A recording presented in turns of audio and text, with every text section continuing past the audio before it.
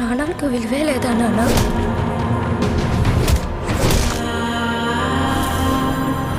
మనల్ని ఎంత హింసించి మన కష్టాన్ని దోచుకుంటున్నారు.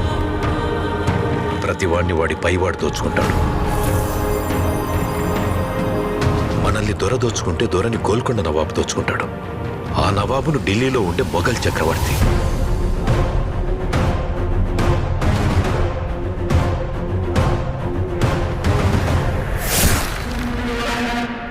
మన పైనున్న ఈ దొంగలందరినీ దోచుకోవడానికి ఆ భగవంతుడు ఖచ్చితంగా ఒకరిని పంపిస్తాడు.